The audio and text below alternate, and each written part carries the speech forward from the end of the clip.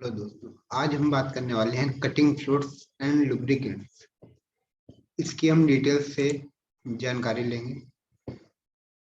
Actual में cutting fluids क्या होते हैं, लुब्रिकेंट्स क्या होते हैं और इनका काम क्या होता है। तो हम सबसे पहले देखते हैं कि हम इनका यूज क्यों करते हैं। तो सबसे पहले देखते हैं फंक्शन ऑफ कटिंग फ्लूइड्स। जो कटिंग फ्लूइड्स होते हैं वो reduce heat during cutting process. इसका मतलब ये कटिंग के दौरान जो टेम्परेचर होता है उसे कम करते हैं। रिमूव डस्ट एंड चिप्स, ये धूल के कण और चिप्स को रिमूव करते हैं। उसके बाद अगला पॉइंट आता है, ये टूल और वर्क पीस के बीच में फ्रिक्शन को कम करते हैं। उसके बाद अगला point, cooling of tool and work piece during cutting, ये कार्यखंड और कटिंग टूल के टेम्परेचर को कम करते हैं, उनकी कूलिंग करते हैं। उसके बाद अगला पॉइंट आता है, prevent workpiece surface from oxidation and corrosion, ये वर्कपीस के ऑक्सीडेशन और करोजन को कम करते हैं। इसके बाद अगला पॉइंट आता है, इंक्रीज टूल लाइफ, ये टूल की आयु को और बढ़ा देते हैं। उसके बाद अगला पॉइंट आता है, इनका यूज करने से अच्छी सरफेस फिनिश प्राप्त होती है। उसके बाद हम बात करते हैं कि कटिंग फ्लूइड्स एंड लुब्रिकेंट्स कितने प्रकार के होते हैं। ये 2 टाइप के होते हैं, एक कूलेंट होता है और अगला लुब्रिकेंट होता है। तो अब हम बात करते हैं कि कूलेंट क्या होते हैं, इनकी क्या क्या प्रॉपर्टीज होती हैं। तो हम सबसे पहले देखते हैं, जो कूलेंट होता है इसके नाम से ही हमें पता चल रहा है कि ये कूलिंग का काम करता है। तो सबसे पहला पॉइंट देखते हैं, used during high speed cutting. Coolant का यूज हम हाई स्पीड कटिंग के दौरान करते हैं। उसके बाद अगला पॉइंट आता है, basically water soluble oil used as a coolant. पानी में घुलनशील से तेलों का यूज हम एज अ कूलेंट करते हैं। इन्हें पायस भी कहते हैं। इनमें तेल और वाटर का रेशियो 1:20 होता है। इसका मतलब अगर 1 भाग ऑयल होगा तो उसमें 20 भाग पानी मिलाएंगे। अब इनमें किन किन केमिकल कंपोजिशन का हम यूज कर सकते हैं एज ऑयल या केमिकल के रूप में, बोरेक्स, सोडियम कार्बोनेट अथवा ट्राई सोडियम फास्फेट। उसके बाद अगला पॉइंट आता है, चीप होते हैं ये सस्ते होते हैं, मार्केट में आसानी से अवेलेबल हो जाते हैं। उसके बाद ये पॉइजनलेस होते हैं, ये विषहीन होते हैं, इनमें किसी भी प्रकार का पॉइजन नहीं होता है। ये स्मेललेस होते हैं, इनमें किसी भी प्रकार की दुर्गंध नहीं होती है। ये ट्रांसपेरेंट होते हैं, मतलब पारदर्शक होते हैं, इनके आर पार देखा जा सकता है। उसके बाद इसका अगला पॉइंट आता है, स्मोकलेस। इनके यूज करने पे धुआं नहीं होता है। फोमलेस होते हैं, इनका यूज करने से झाग उत्पन्न नहीं होता है और इनको स्टोर किया जा सकता है।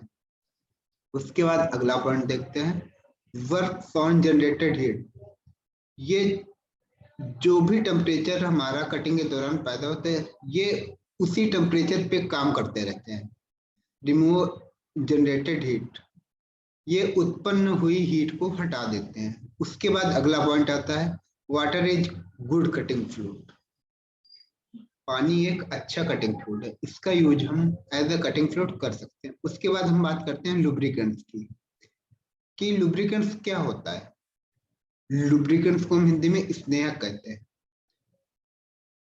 स्नेहक हम आसानी से हमने अपने आसपास कहीं पर देखा होगा, स्नेहक के रूप में तारपीन का तेल यूज कर लेते हैं, मोबिल ऑयल का यूज कर लेते हैं। लेकिन जब हम इंजीनियरिंग में बात करते हैं तो यहाँ पर जहां पर जिस चीज का यूज होना चाहिए उसी का यूज करते हैं। जैसे आप पेट्रोलियम ऑयल का यूज कर लिया, तोरई का तेल का यूज कर लिया, फैटी ऑयल्स का यूज कर लिया, सल्फर युक्त तेलों का यूज कर लेते हैं। तो अब हम इनके बारे में पॉइंट वाइज डिस्कस करेंगे। तो सबसे पहले लुब्रिकेंट्स का यूज कहाँ करते हैं, क्रिटिकल मशीनिंग प्रोसेस। जैसे हम गियर की कटिंग कर रहे हैं तो वहां पर लुब्रिकेंट्स का यूज करते हैं। किन किन चीजों का यूज करते हैं as a lubricant? Sulphurised mixed oil, मतलब सल्फर युक्त मिश्रित तेल। उसके बाद आता है फैटी ऑयल्स, वसीय तेल। उसके बाद आता है पेट्रोलियम ऑयल्स, पेट्रोलियम तेल। उसके बाद आता है तोरिये का तेल। अब कौन कौन सी प्रॉपर्टी होती है? ये कॉस्टली होते हैं, ये महंगे होते हैं। जब इनका यूज करते हैं तो इनसे स्मोक भी निकलता है, धुआं निकलता है। इनके यूज करने पर फोम बनता है, धुआं बनता है। ये जहरीले होते हैं, पॉइजनस होते हैं। इनमें एक गंध आती है। ये ट्रांसपेरेंट नहीं होते हैं, ये कूलेंट का जस्ट अपोजिट है। इन्हें स्टोर नहीं किया जा सकता। इनकी हीट रिमूविंग रेट कम होती है, मतलब ऊष्मा को कम करने की दर कम होती है। उसके बाद अगला पॉइंट आता है रिड्यूस फ्रिक्शन, ये फ्रिक्शन को कम करते हैं। उसके बाद आता है water is not a good lubricant, जल एक अच्छा लुब्रिकेंट नहीं है। वहां पर हमने क्या देखा था कि वाटर एक कूलेंट तो है लेकिन लुब्रिकेंट नहीं है। इसके बाद हम क्या बात करते हैं कि cutting methods of lubrication of machine tool, मतलब लुब्रिकेशन के साधारण तरीके कौन से हैं? हम कहाँ कहाँ पर लुब्रिकेशन करते हैं? Slide base is lubricated with oil can. हम जब लेथ मशीन पे हम लोगों ने काम किया है तो वहां पर हमने देखा है कि हम एक केन के द्वारा लेथ मशीन में स्लाइड पे लुब्रिकेशन करते हैं। जैसा कि यहाँ पर ये पिक्चर में दिखाया गया है, ये केन है, इसके अंदर ऑयल होता है और इस हैंडल को दबा के हम लुब्रिकेशन करते हैं। उसके बाद ओपन पार्ट्स का हम जब लुब्रिकेशन करते हैं, किसी भी मशीन के ओपन पार्ट्स का अगर लुब्रिकेशन कर रहे हैं तो हम पहले उसको क्लीन करेंगे, उसके बाद उसकी ऑयलिंग करेंगे।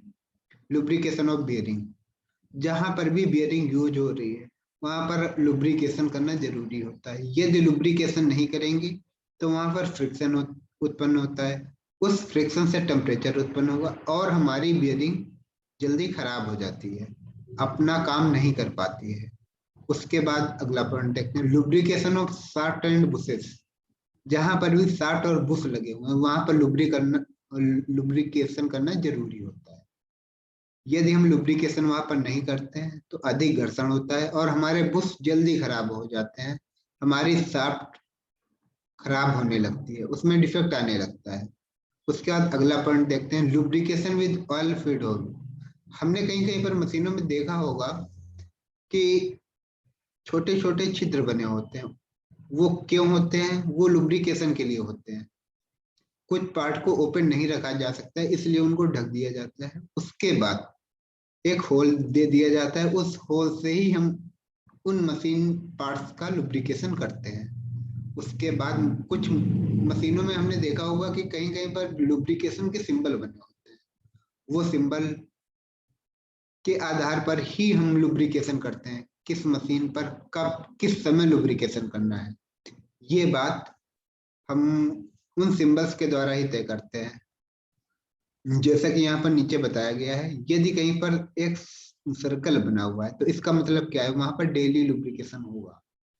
उसके बाद अगर ट्रायंगल बना हुआ है कि कोई त्रिभुज बना हुआ है लुब्रिकेशन सिंबल के तौर पे, तो इसका मतलब हुआ कि वहां पर लुब्रिकेशन हम वीकली करेंगे, हर सप्ताह में वहां पर लुब्रिकेशन होगा।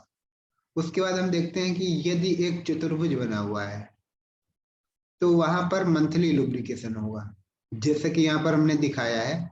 उसके बाद यदि कोई भी हेक्सागोनल शेप बना हुआ है तो वहां पर शेड्यूल्ड फ्रीक्वेंसीज में लुब्रिकेशन किया जाएगा। जब जब लुब्रिकेशन करना होगा तब तब हम उसका लुब्रिकेशन करेंगे एक नियमित समय के बाद। इस प्रकार हमने देखा कि हमें कब कहाँ पर लुब्रिकेशन करना है, किन किन पार्ट्स का लुब्रिकेशन करना है, एक्चुअल में लुब्रिकेशन होता क्या है, लुब्रिकेंट क्या होते हैं और कूलेंट क्या होते हैं, इनमें डिफरेंस क्या होता है। इस तरह से हम इसे आसानी से समझ